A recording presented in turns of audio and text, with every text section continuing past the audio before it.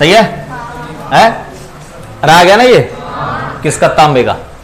अब देखो दो चीज बता रहा हूं, ध्यान दें। एक आपने निकालना सीखा था ग्राम मूल। ग्राम मूल, ग्राम मूल कैसे निकालते हैं भाई? ग्राम में भार बटा अणुभार, है ना। और एक निकाला जाता है ग्राम तुल्यांक। क्या निकाला जाता है? तो ग्राम तुल्यांक निकालने का फार्मूला क्या होगा बताओ? ग्राम में भार बटा तुल्यांकी भार। दो चीजों को ध्यान से समझो, विलियन वाले चैप्टर में काम आएगी, 11वीं क्लास में भी आ गई, और जो ऑनलाइन चल रही है स्कूल की उसमें तो ये बता ही दिया, सॉल्यूशन वाला चैप्टर। आप तो यहां ध्यान से समझो क्या बात करना चाह रहा हूं मैं। ग्राम मोल कैसे निकाला जाता है? ग्राम में भार बटा ग्राम मोल निकाल लिए। उन ग्राम मोल को 1 लीटर में घोल दो, मोलरता आ जाएगी। अगले चैप्टर की बात है। ग्राम तुल्यांक निकाल दो, कैसे? ग्राम में भार बटा तुल्यांकी भार से क्या आ जाएगा बताओ? और उस ग्राम तुल्यांक को पानी में घोल दो, नॉर्मलता आ जाएगी। दो कंसेप्ट आगे पढ़ेंगे, अभी नहीं समझ आएगी, छोड़ो, नहीं आ रहा तो कोई बात नहीं। हालांकि 11वीं क्लास में नॉर्मलिटी, मोलरिटी, फॉर्मेलिटी सारी करवा दी भाई। जिन्होंने नहीं पढ़ा वो घबराने की जरूरत नहीं, तो ध्यान दें आप, है? यहां ध्यान दे, यहां ध्यान दे। देखो भाई, ग्राम में भार, अब मैं सुनो, मैं तांबे का निकाल रहा हूं। ग्राम में भार कितना है बताओ? 31.75। और तांबे का तुल्यांकी भार कितना? अरे तांबे का तुल्यांकी भार 31.75 कितना आएगा बताओ? ग्राम तुल्यांक निकालना आया कि नहीं? कैसे निकालोगे बताओ? ग्राम में भार बटा, अरे तुल्यांक की भार तो तुमको निकालना आता है, और ये ग्राम में भार सवाल में देगा, निकाल लोगे। तो ग्राम तुल्यांक कितना आया बताओ? 1 ना। मैंने एक लाइन लिखवाई थी, याद करो। मैंने कहा था कि 1 फैराडे प्रवाहित करोगे तो किसी भी पदार्थ का 1 ग्राम तुल्यांक जमा होगा। बोलो सही कि नहीं? तो आपने बताओ कितना फैराडे प्रवाहित किया? W कितना आया? तो 31.75 ग्राम बोल दो या 1 ग्राम तुल्यांक बोल दो, बात तो एक ही है। 31.75 ग्राम बोल दो या 1 ग्राम तुल्यांक बोल दो, एक ही बात है। यानी 1 ग्राम तुल्यांक बराबर 31.75। ये तांबे की बात चल रही है सिर्फ, ऐसा नहीं है सबका 31.75 आएगा, तांबे की बात चल रही है। तो 1 ग्राम तुल्यांक किसके बराबर है? और ये कब जमा होगा? जब 1 फैराडे प्रवाहित करोगे। लिखवाई ना लाइन में ये, ठीक है। तो ये हो गया W बराबर 31.75 ग्राम। तो ध्यान रखना, 1 फैराडे प्रवाहित करने पर किसी भी पदार्थ का कितना जमा होता है? 1 ग्राम तुल्यांक। लाइन मैंने लिखवाई थी, लेकिन मैंने ये कहा था कि वक्त आने पर समझाऊंगा, आज वक्त आ गया, ठीक है ना भाई? बताओ समझ में आई कि नहीं बात? नहीं आई अभी, कईयों की नहीं आई, जिनके नहीं आई वो दोबारा समझो। अगर मान लो मेरे पास साल्ट, सपोज जिंक सल्फेट का होता, किसका होता? जिंक सल्फेट का, और मैं 1 फैराडे प्रवाहित करता और डायरेक्ट आपसे पूछूं तो बताओ W बराबर कितना आएगा? 32.65 आएगा भाई। तुल्यांक की भार के बराबर जमा होगा कि नहीं? तो ऊपर कितना जमा हो रहा है? तुल्यांक की भार के बराबर, सही है कि नहीं? तो बताओ जिंक कितना जमा होगा? 32.65। सवाल करने की जरूरत ही नहीं। 1 फैराडे प्रवाहित किया, कितना जमा हुआ? 32.6। 2 फैराडे प्रवाहित किया, कितना जमा हो जाएगा? 2 गुणा 3 फैराडे से 3 गुणा, 4 से 4 गुणा। बोलो सीधा है कि नहीं? ठीक है ना? या फिर मैं कहूं बताओ कितना ग्राम तुल्यांक जमा हुआ? कितना ग्राम तुल्यांक जमा हुआ? 1 ग्राम तुल्यांक जमा हुआ। कब? जब 1 फैराडे प्रवाहित करोगे। आई बात समझ? तो ध्यान रखना, 1 फैराडे प्रवाहित करोगे तो किसी भी पदार्थ का 1 ग्राम तुल्यांक जमा होता है। उतार दो, ये नोट लगाकर।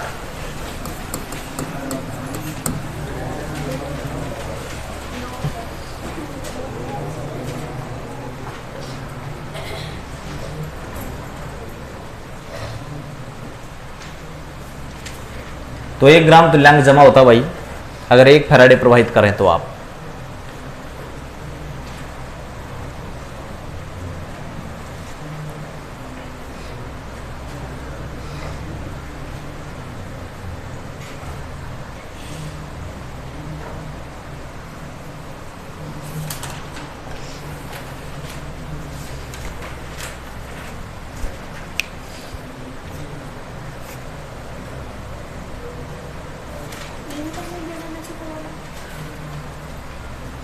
उतार लो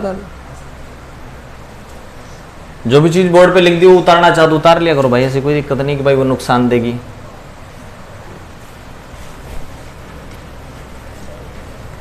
वो जिंक सल्फेट का होगा, डायरेक्ट याद हो गया मैंने कि जिंक सल्फेट में 1 फैराडे प्रवाहित करोगे कितना जमा हो गया, 32.65 जमा होगा, सीधी सी बात है। कोबाल्ट का परमाणु भार पता है क्या, याद है? याद? कोबाल्ट निकल बोलो 58 पॉइंट अणुभार परमाणु भार पूछ रहा हूं मैं, बताओ 58.9 58.9 अरे होता है ना ये कोबाल्ट और ये निकल, फिर कॉपर और जिंक, ये 58.9 था, ये 58.6 था। दोनों पे ध्यान केंद्रित करो। दोबारा से मैं एक प्रश्न और बता रहा हूं। 1 फैराडे प्रवाहित किया गया तो कोबाल्ट कितना जमा होगा? 58.9 बटा 2 जमा होगा भाई, भूल जाते हो तुम तो। जिंक का कितना होता है वैसे? 63.5 है ना, तो क्या 63.5 जमा हुआ क्या भाई? कितना जमा हुआ? बटा 2 जमा हुआ ना। कॉपर का कितना होता है? कॉपर का 63 तो 1 फैराडे प्रवाहित करने पर 63.5 जमा हुआ या 63.5 बटा 2? सही है कि नहीं? तो निकल कितना, कोबाल्ट कितना जमा होगा 1 फैराडे प्रवाहित करने पर? 58.9 बटा 2। निकल कितना जमा होगा? बोलो सही नहीं?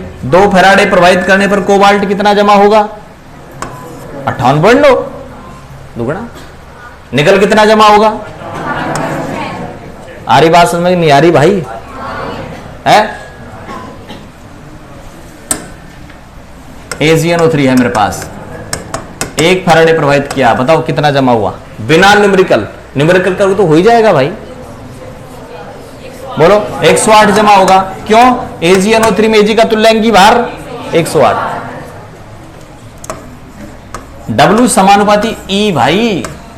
जमा पदार्थ की मात्रा किस पे डिपेंड करेगी? E पे डिपेंड करेगी, ध्यान रखना। और Ag का E कितना है? 108।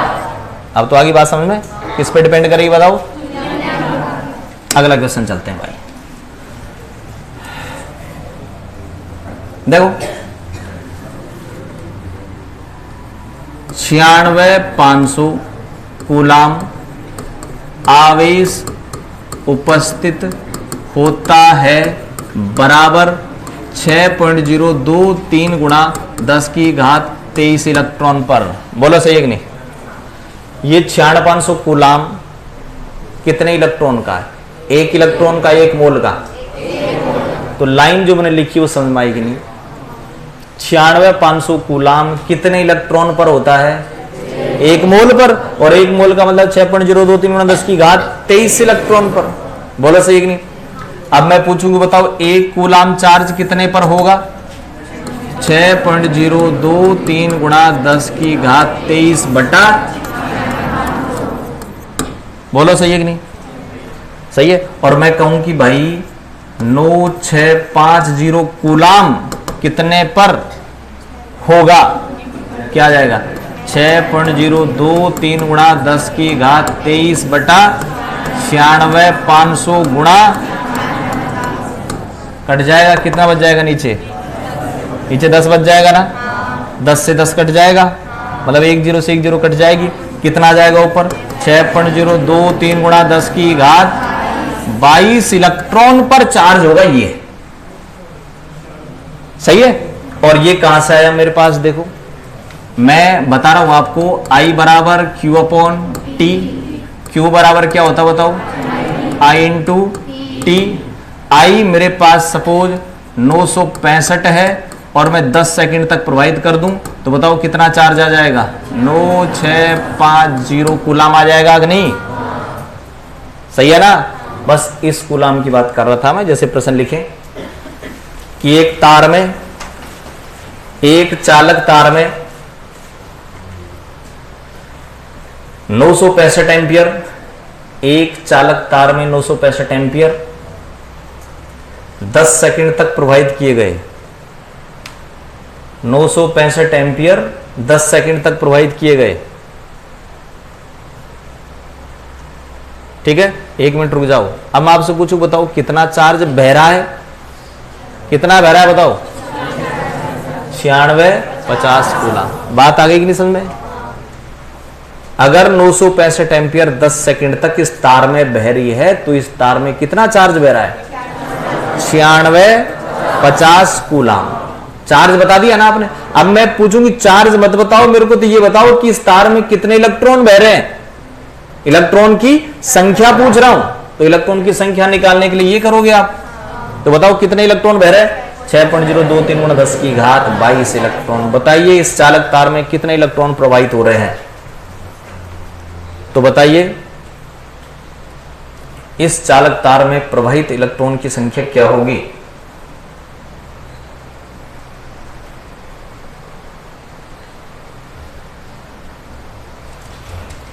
प्रवाहित इलेक्ट्रॉन की संख्या क्या होगी? उतार दो। बोर्ड पे मत देखो, पहले आप ये लिखो सवाल में क्या दिया हुआ है। आई कितना दिया हुआ है लिखो। बोर्ड मत देखें। आई कितना दिया हुआ, टी कितना दिया हुआ। आई और टी से आप क्यों निकाल लें? बोर्ड पे नहीं भाई, अपने आप निकालो। आई बराबर क्यू अपॉन टी से, आई बराबर क्यू अपॉन टी से आप क्यू निकाल लें। क्यू बराबर आई टी हो जाएगा। दोनों को मल्टीप्लाई कर दें, कितना आ जाएगा बताओ? 9650 कूलाम आ गया। सही है ना? अब देखो 96,500 होता है Na पर।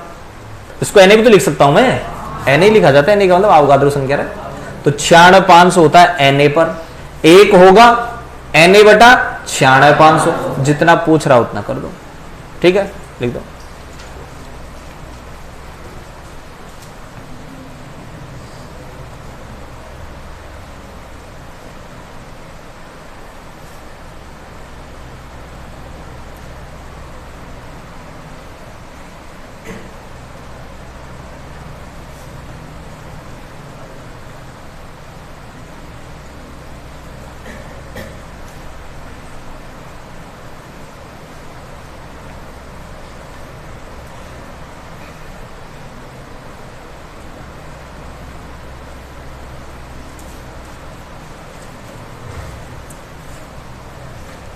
हो गया भाई? हैं?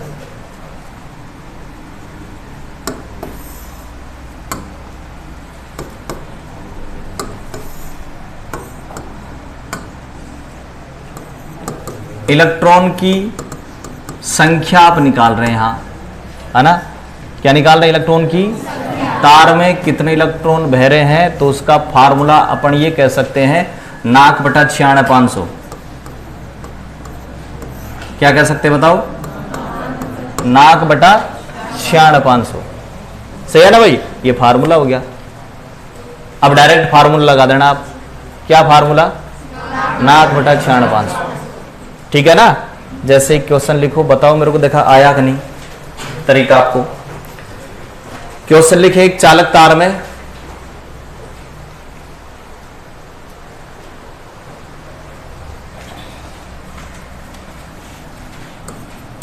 965 एम्पियर 100 सेकंड तक प्रवाहित हो रहे हैं।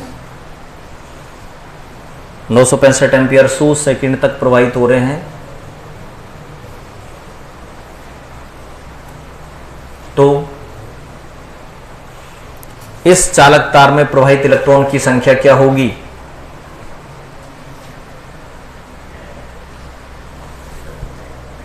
इलेक्ट्रॉन की संख्या क्या होगी?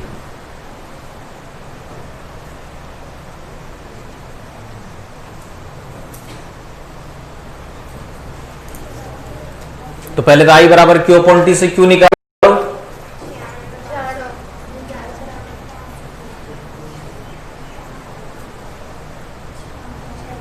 I बराबर Q अपॉन टी से कितना आया रे चार्ज? 96,500 कूलम आ गया ना।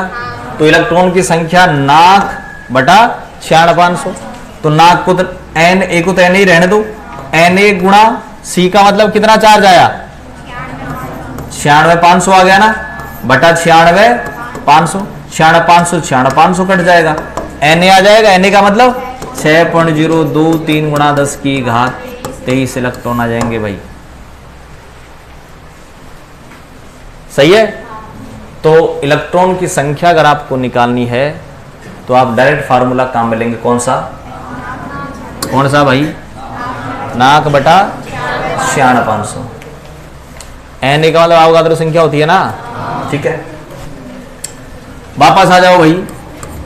ये सवाल थे नंबर ऑफ इलेक्ट्रॉन निकालने के, किसके? नंबर ऑफ इलेक्ट्रॉन निकालने के।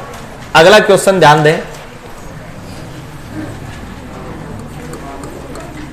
NaCl का सवाल बता रहा हूं भाई, ध्यान दे रहे हैं, बोर्ड पे ध्यान दें।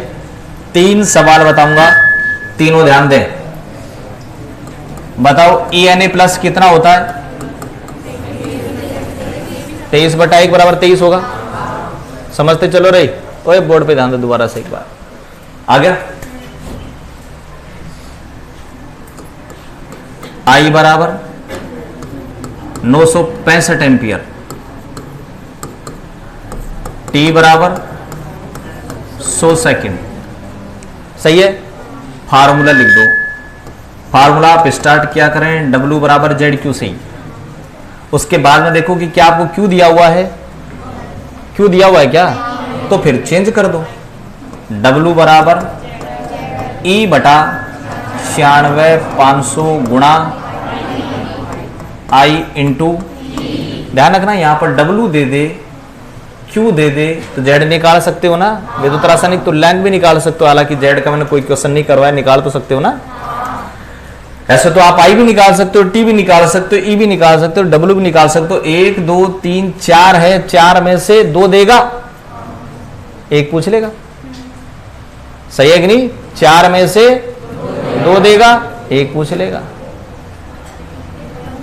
E तो आपको पता है भाई, तो वो क्यों देगा? खोपड़ी तो काम लिया करो, तुम सोचने लग जाते हो, ज्यादा मत सोचा करो, ध्यान रखना न बाद में गार्नियर याद आएगा।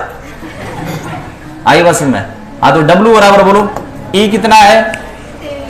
23, 23 बटा 96,500 गुणा 965 गुणा 100 बराबर W बराबर 23 ग्राम।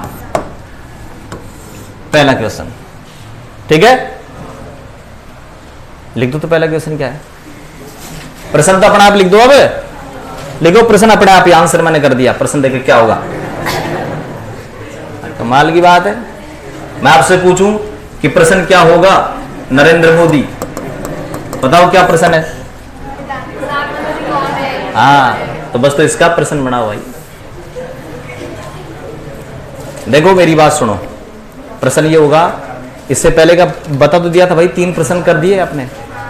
गलित NaCl युक्त, नहीं लिखो मत, गलित NaCl युक्त विद्युत अपघटनीय सेल में। सही है कि नहीं? यानी विद्युत अपघटनीय सेल ऐसा है जिसमें क्या है? गलित NaCl है। अब पता है मैं जलीय विलयन क्यों नहीं ले रहा, क्योंकि जलीय विलयन लेने से समस्या ये आ जाएगी कि हो सकता है सोडियम निक्षेपित हो भी और नहीं भी हो, हाइड्रोजन निक्षेपित हो जाएगी। अगर मैं जलीय NaCl ले लेता तो सोडियम निक्षेपित होगी क्या?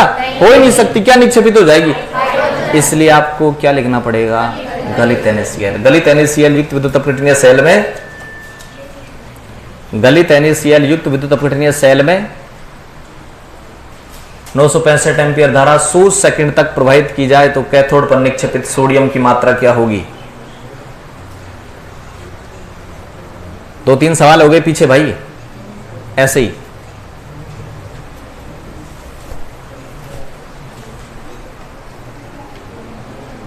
कैथोड पर निक्षेपित सोडियम की मात्रा क्या होगी? कैथोड पर निक्षेपित सोडियम की मात्रा क्या होगी?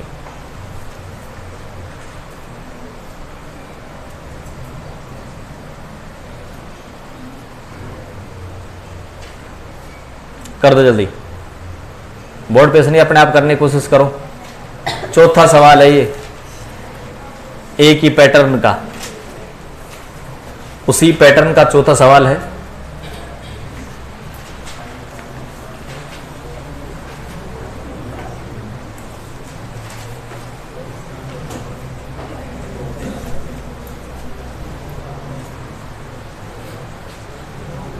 हो गया? डब्लू आ गया ना भाई? कोई दिक्कत नहीं है ना? इसी सवाल को दोबारा लिख दो, लास्ट की लाइन मत लिखना। लास्ट की लाइन क्या थी बताओ? कैथोड पर निक्षेपित Na की मात्रा मत लिखना, सवाल तो लिख दो। मैं लिखवाऊंगा क्या करना आपको आगे।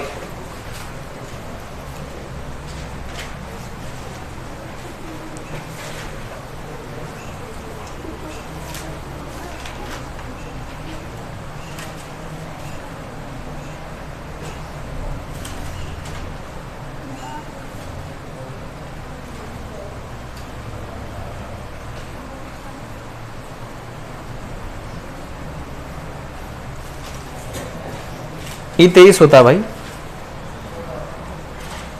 हाँ, तो आपको लिखना अब की बार क्या, कैथोड पर कितना मोल सोडियम निक्षेपित होगा, कितना मोल सोडियम निक्षेपित होगा। यानी सवाल में क्या पूछ लिया था बताओ? मोल पूछ लिया भाई।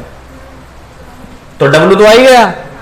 फार्मूला नंबर 1, 3 फार्मूले होते हैं मोल निकालने के, तीनों फार्मूले यहां आपको मैं बताऊंगा कैसे काम में लेंगे। N बराबर होता है W/M। W कितना आ गया? 23। और M कितना होता है? निक्षेपित कौन हो रहा है भाई? सोडियम ना। तो सोडियम की तो बात कर रहे हैं यहां। मोल किसका निकाल रहा हूं मैं? तो मोल निकालने का फार्मूला क्या है बताओ? मोल बराबर ग्राम में भार बटा परमाणु भार। भाई ग्राम में भार कितना आया? सोडियम का परमाणु भार कितना? 1 मोल आ गया। कितना मोल निक्षेपित हुआ? 1। हटाओ जल्दी।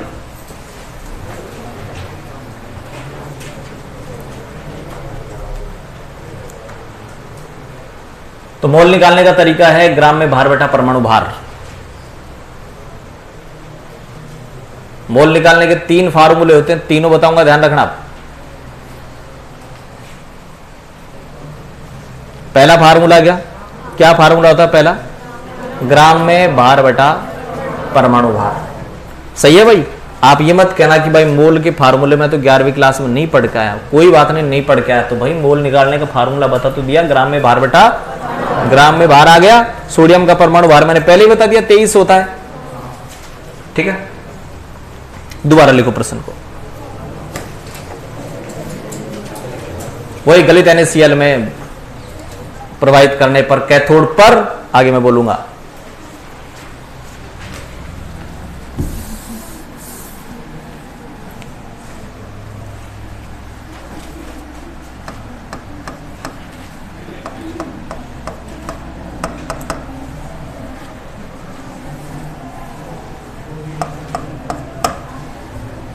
कैथोड पर निक्षेपित सोडियम परमाणुओं की संख्या क्या होगी?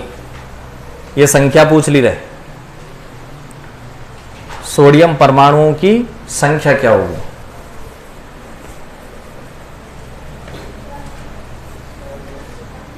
सोडियम परमाणुओं की संख्या। तो आपके पास 3 प्रश्न हो गए। अब ये 3 नहीं है, ये 33 प्रश्न हो सकते हैं, 33,000 हो सकते हैं। कैसे? अरे ये चेंज करता रहेगा। I T 10 second, 15 second, 20 second, 30 second, 35 second. I की बजाय क्यों दे देगा? NaCl, KCl, LiCl है ना सब।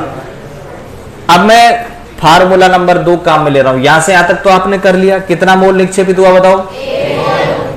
संख्या अगर आपको निकालनी है तो संख्या निकालने का फार्मूला होता है N बराबर N/Na। N बराबर होता है N/Na। ये है भाई। आपको इन तीनों में से क्या निकालना है? N निकालना है कि ये N निकालना है कि ये Na निकालना है? ये क्या आ गया? मोल। एन आपको जानकारी है, एन की जानकारी भी आपको है, एन ही तो निकालना है। एन बराबर क्या हो जाएगा बताओ, N into N A. N कितना है 1, एन ए कितना है 6.023 गुणा 10 की घात 23। तो 6.023 गुणा 10 की घात 23 सोडियम के परमाणु आ जाएंगे। फार्मूला नंबर 2, अगर आपको संख्या निकालनी है, सुन लो एक बार, आपको संख्या निकालनी हो तो ये फार्मूला काम में लेंगे भाई। 35 तरबूज, बताओ कितने मोल हैं, क्या करोगे? 35 बटा 6.023 गुणा 10 की घात 23। 67 मछली, 67 बटा 6.023 गुणा 10 की घात 23। बोलो सही नहीं? 65 मोल में कितने फोन होंगे? 65 बराबर n बटा 6.0। ये बड़ा n निकाल लोगे, सही है? आ गया समझ में? हटाओ जल्दी, काम आ गए ना तीनों फार्मूले भाई, है? अरे आ गए कि नहीं? इसी प्रश्न को दोबारा लिख दो, आधा आधा कल पढ़ेंगे जब फीस लाओगे, जब सस्पेंस में रहोगे। फीस दूंगा तो आधा करूंगा, करो आधा प्रश्न, आधा प्रश्न लिख दो। वही NaCl वाला, यानी 3 चीज निकाल ली NaCl में, चौथी चीज निकालना कल सीखेंगे। और उसके लिए कंडीशन होगी, हाँ उसी को समझाया जाएगा, बताया जाएगा।